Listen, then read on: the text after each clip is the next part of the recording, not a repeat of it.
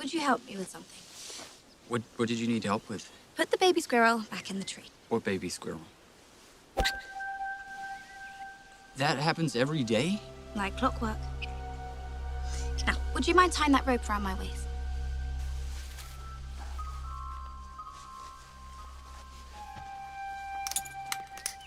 Right.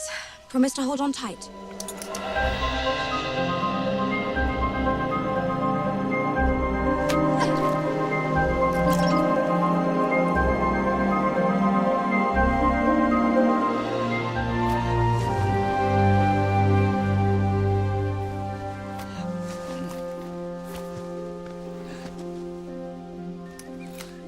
Come meet the others.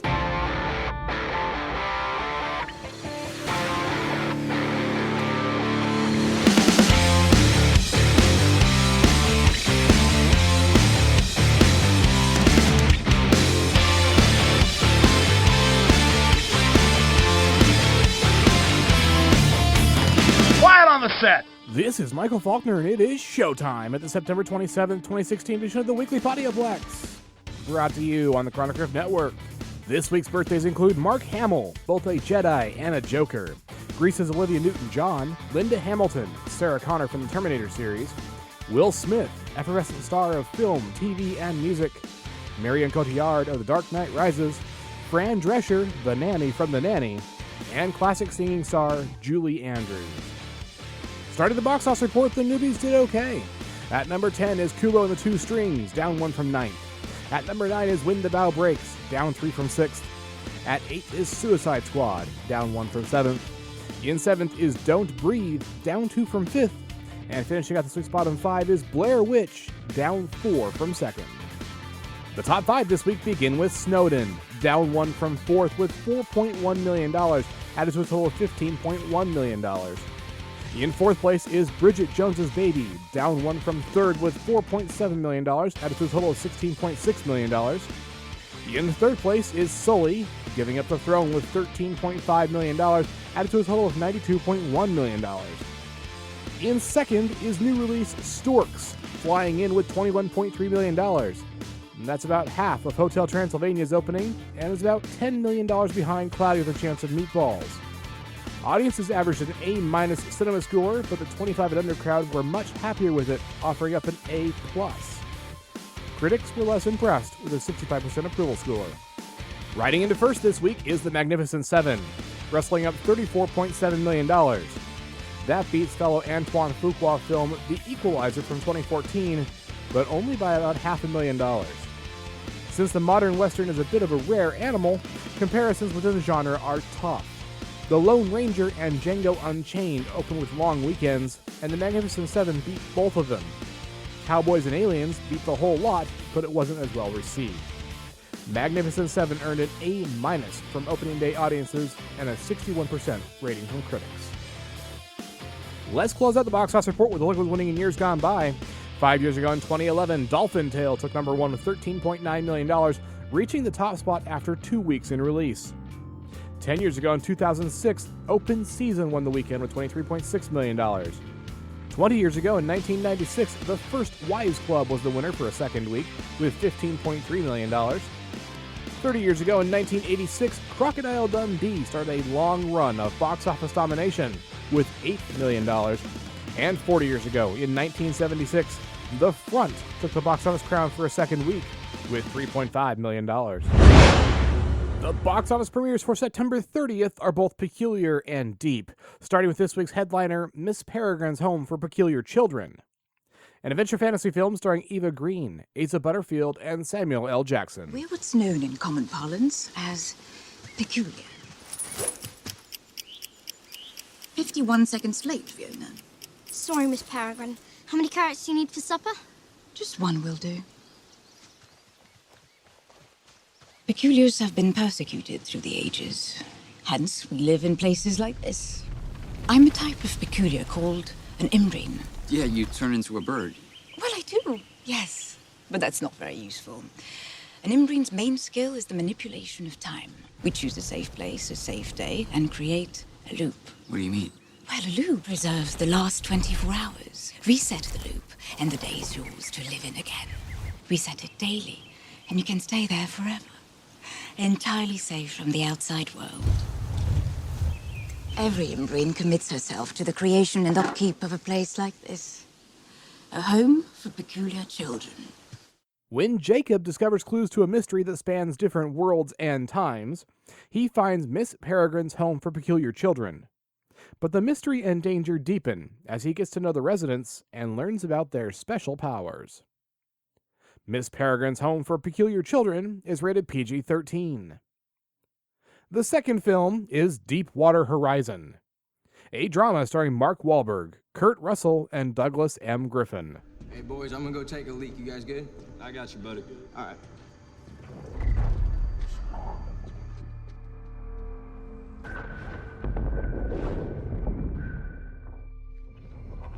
What the hell does he do?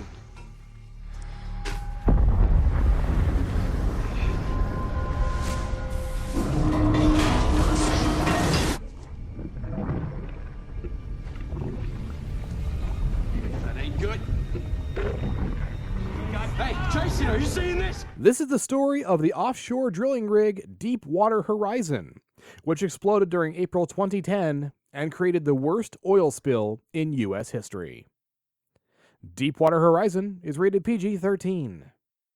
The third title is Masterminds, a crime comedy starring Kate McKinnon, Kristen Wiig, and Jason Sudeikis. There he is, the man of your dreams. He'll live here with us forever. It's like you're marrying both of us, David. Me and Mama. David, have you given much thought to what you'll be doing for your honeymoon? Yeah, I got a few plans, yeah. I'll do. I tell you what he won't be doing if he doesn't lose some weight.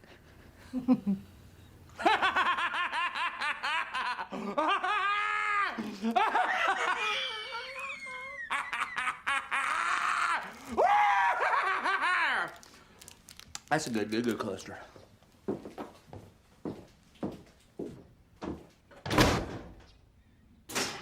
A night guard at an armored car company in the southern United States organizes one of the biggest bank heists in American history.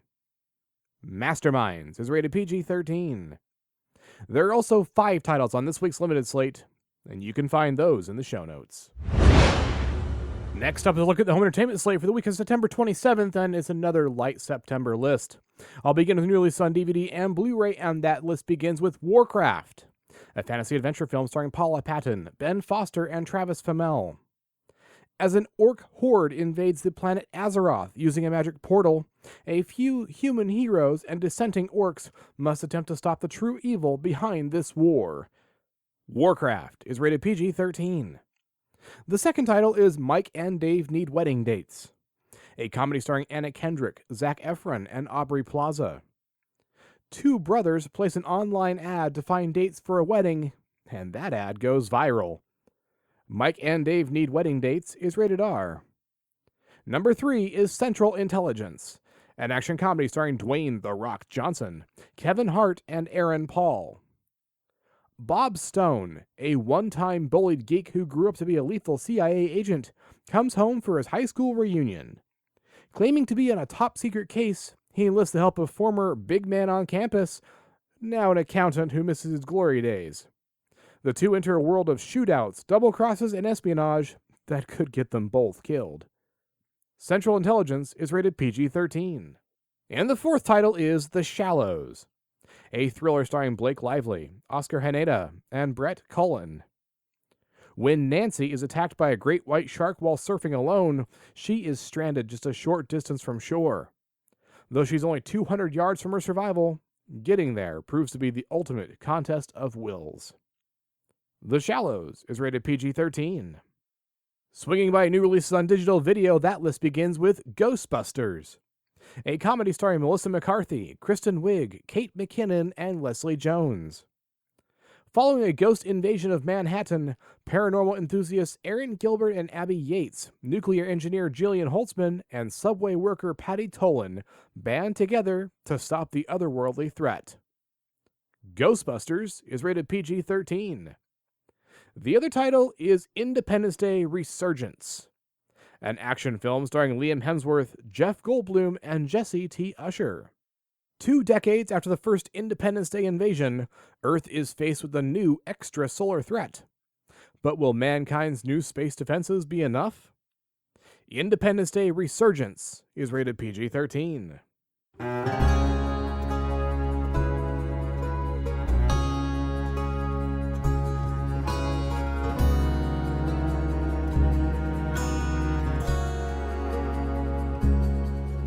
Moving right along to TV on DVD and Blu-ray, start things there with Ripper Street, Season 4 from 2015, starring Matthew McFadyen, Adam Rothenberg, and Jerome Flynn. In 1897, Reed has given up his detective work and lives in Hampton-on-the-Sea with Matilda. When his old friend Isaac is accused of murder, he is drawn back to Whitechapel to investigate. Meanwhile, Drake is now head inspector of Whitechapel and still employs Jackson, who has given up his drinking and gambling in order to save money to free Susan from prison.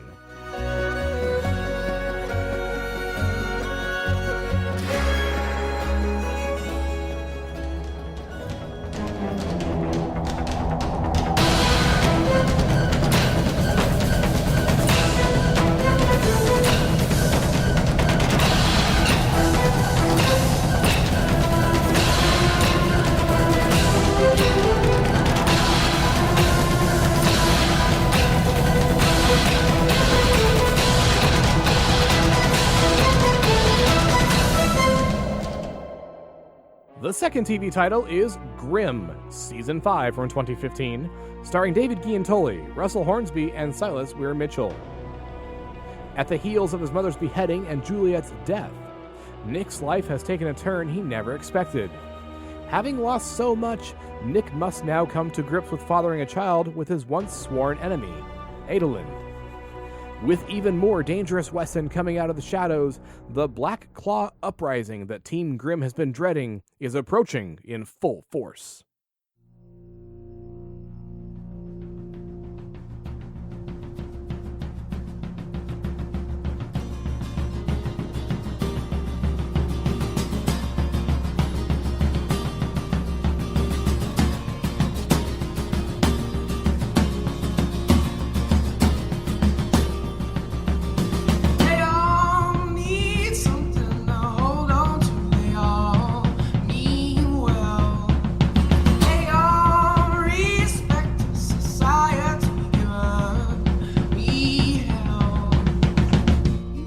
And the third title on this list is Rain, Season 3 from 2015, starring Adelaide Kane, Megan Follows, and Rachel Scarston. Rain begins its third season with Mary and Francis realizing that they are more powerful together than apart. They believe there is hope for them to move forward, leaving behind the anger and hurt from the past. Elizabeth, Virgin Queen of England, is new to the court. Still early in her reign, Elizabeth faces opposition on all sides, particularly from men who doubt a woman's ability to rule. Like Mary and Catherine de' Medici, she struggles to hold on to power and love.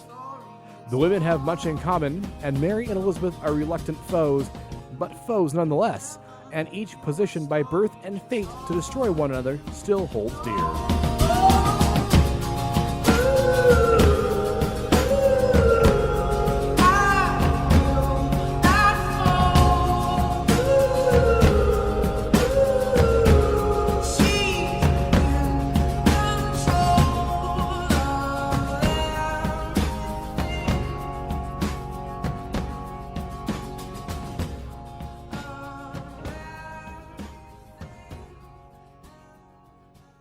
I'll wrap up the home entertainment slate with Blu-rays from the past, and this week, well, there can only be one. That's Highlander, an adventure drama from 1986 celebrating its 30th anniversary, starring Christopher Lambert, Sean Connery, and Roxanne Hart. During a fierce sword battle in the 1500s, Connor MacLeod, a simple Scotsman known as a poor fighter, is mortally wounded, but he does not die. MacLeod learns from the mysterious Ramirez that he is of a race of immortals. These rare knights never age and never reproduce, and they can only meet death by the blade of another of their kind. Leaping back and forth through the centuries, MacLeod once again meets the evil Kurgan, who nearly killed him 500 years ago. In the final contest, there can only be one. Highlander is rated R. After this brief break for About a Shameless Podcast cross-promotion, the Weekly Podioplex will continue. So Ghost infected Frank. He passed it on to the other guys, and I got it from his corpse? Right. Hello, Echo. How are you feeling? Did I fall asleep? For a little while. Previously on Heroes. You had to go and be the detective, didn't you, Matt? I'm not an aggressive person, but... Oh, man, there's just way too much on all these channels. But only in-game. Everybody lives, Rose. Just this once. In your dreams, Nutloaf. Bite my shiny metal hat. Sometimes I get visions. Walter, what are you doing? What you learn? I wish there was some way to find out what's really worth watching. There is. What? Who? What was that? Tuning into SciFi TV is the viewer's guide to genre television. Where is that coming from? With its spoiler-free quick reviews and water cooler and the spoiler-filled in-depth back porch discussions, Tuning into Sci-Fi TV is the only resource fans need to know what's on, what's good, and what's coming soon in science fiction and fantasy television. How did you get into my house? Join Kevin, Wendy, and Brent each week for the latest in genre television. I'm calling the police. You can find Tuning into Sci-Fi TV at tuningintoscifitv.com. No, seriously. How did you get into my house?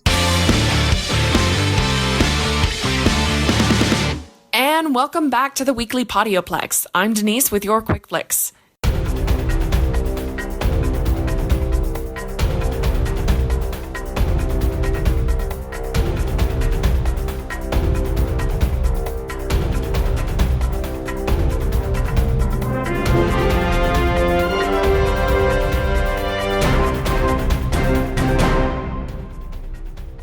In what could possibly be the greatest and most I can't even news story I have brought to you in my admittedly short time with the Podioplex, it is my great pleasure to announce Magnum P.I., the Magnum P.I., mustache and all, will be getting a sequel series. Yes, you heard me correctly. Made famous by Tom Selleck and his caterpillar mustache, the Ferrari-driving private investigator will once again be hitting the small screens. Our mustachioed hero joins the ranks of MacGyver, Fantasy Island, and Xena Warrior Princess in its return to television. However, the new Magnum will focus on Magnum's daughter, Lily, Tommy Magnum, played by Ava Longoria, as she takes up the reins of her father's private eye firm. So this is really a sequel and not a continuing of the series with a younger actor trying to pretend he's Tom Selleck. Tommy, with her background in naval intelligence, will tackle a wide variety of cases involving international crime as well as modern espionage, all the while trying to narrow down the specific causes for a blown operation in the Navy that brought an end to her career with the service. Unfortunately, there is no mention as to whether Tom Selleck will reprise his role as her father, nor is there any word as to whether or not the beloved estate caretaker, Jonathan Higgins, will return. Personally, I can't say whether or not I'm looking forward to the return. I mean, I know I'm excited and everything, but I love this series. On the one hand, yay Magnum P.I. On the other, it kind of feels like cable networks are trying desperately to pitch old ideas with a new twist, in the hopes audiences will return to paying outrageous prices for approximately 3 channels of any substance. And also, this pessimistic view has absolutely nothing to do with ABC canceling Agent Carter or Gallivant. Absolutely nothing. In other news I'm excited for, while not a huge fan of the first installment in the Assassin's Creed game, I have high hopes the movie will be less boring and repetitive as a source material. Also, Michael Fassbender. Who can argue with Michael Fassbender playing an assassin? I mean, come on. Fans of the game will remember the Animus, the machine which allows the user to relive the lives of their ancestors and one of the series' major story threads. In the games, the Animus generates the historical era from which the user's ancestral history stems and automatically translates ancient languages into English for ease of playing and understanding. However, the movie is taking a different turn. According to Total Film's interview with Justin Kurzel, the historical scenes, read 15th century, will be entirely in Spanish. Kurzel had this to say, "I just love the fact New Regency embraced it. We did play around with English as well, but it was really obvious what you wanted as soon as you went back and started speaking beautiful Spanish. It really adds an exoticness and richness to the film." While an interesting and bold choice for a video game-based film, viewers can now expect a heavy dose of subtitles. A heavy dose depends on how long the scenes actually last, but I'm splitting hairs here. Kurzel's reasoning is understandable and could quite possibly add to the immersive experience of the animus and the movie, but there's a danger in that viewers could spend more time reading and less time watching. However, subtitles are not the deciding factor on if Assassin's Creed will be a good movie. Hopefully, Justin Kurzel has figured out a long line of cutscenes does not a movie make. Treat Assassin's Creed as The Last Kingdom or any number of historical dramas, and maybe, just maybe, we might finally break the barrier between movie and game. In other news, Warner Bros. Admits what we've known all along: DCEU has room for improvement. In a move worthy of the Captain Obvious commercials, Variety reports Warner Bros. Studios know damn well what they've done wrong and are working to fix it. Time Warner Chairman CEO Jeff Books conceded the need for improvement at a New York investors conference. While Books was quick to point out the relative financial success of both Dawn of Justice and Suicide Squad, collectively raking in $1.5 billion, he also admitted they may have made a few missteps along the way. In regards to the quality of the films, Books stated there is a little room for improvement. Understating much? This does bring to light the growing trend of the studio admitting they jumped the gun on the whole movie thing, and maybe they need to take a few steps back and look at why they hired Zack Snyder and greenlit his murderverse so quickly in the first place. Books himself addressed the issue at the conference in an attempt to ease concerns. He said, "The DC Comics characters have a little more lightness in them than maybe what you saw in those movies, so we're thinking about that. But is it too little, too late? The WB needs to work hard to regain lost ground and fans who have balked at the monochromatic tone the DCEU has taken." The start of it all was the theatrical release of Batman vs. Superman, which had a lot wrong with it without pointing fingers at the movie's tone. The film was criticized for being uneven and hard to understand, never mind the point lost somewhere on the cutting room floor. The Ultimate Edition's director's cut, released on Blu-ray, cleared up a lot of the problems and led to questions of why the director's version wasn't the one released in theaters. Reports of massive cuts and changes to Suicide Squad have plagued the film since its release, causing speculation of another director's cut. The problem seems not to stem from the directors, though let's be honest, Zack Snyder can leave the DCU any day now and no one would complain, but from the studio's hand-wringing and interference. WB should take a hint from the Disney-Marvel relationship and let the DC studios bring their characters to life. And, probably not jump ship and go right into the Justice League movie before introducing all the major players, but I digress. Here's hoping the Wonder Woman movie brings some much-needed lightness to the DCEU and that the studio hasn't messed up too badly with the Amazon Warrior. In news I haven't reported on before, fans of Stephen King's Dark Tower series will be interested to know the television show starring Idris Elba as the titular hero, Roland Deschain, is based on the fourth novel in the saga, The Wizard in Glass. The book I wound up throwing against the wall because, oh my god, boring! Also, multiple sources have told me you can skip the fourth book entirely and really not miss out anything within the story, but I never made it that far. Anyway, the framework for the series will be Roland has set up a camp with Jake and his other allies from previous books near Athene, a place where reality has eroded and people can be sucked into its vortex. If you're thinking black hole, you have the right idea. Roland tells the group about his experience with Athene in his younger years, which then works itself into a tale of being sent by his father on a mission to the barony of Megis, a kingdom which exists in the same dimension as his homeland of Gilead. The Dark Tower TV show storyline will give way to a new actor being introduced as the younger Roland, while Elba plays the elder, and for the Man in Black to take on a different appearance. The TV series will also tell the story of how Roland fell for Susan Delgado, the only woman he has ever loved, as well as detailing the friendships he had with Elaine and Cuthbert. Akiva Goldsman had this to say, "In the movie, Roland is suffering tremendous loss. The most concrete personal existential heartbreak a character can have. If the movie chronicles his final reach toward hope again, the TV show is the loss of that hope." While the Dark Tower film will draw on varying elements from across King's 8 novels, the TV series, the first season anyway, will follow The Wizard in Glass more closely. I'm not exactly sure how to feel about this. Throwing the book against the wall and all. Something tells me I'm going to have to watch the movie if I have any hope of understanding the show. And that's it for this week's Quick Flicks. Join me next week on the Weekly Podioplex. Thank you, Denise. With that, we come to the end of this week's edition of the Weekly Podioplex. If you want to discuss anything you heard on this week's edition, please take a moment to get in touch. You can surf on over to the brand new homepage at chronicrift.com and leave an audio message right there on the website using your microphone, or write to weeklypodioplex@gmail.com.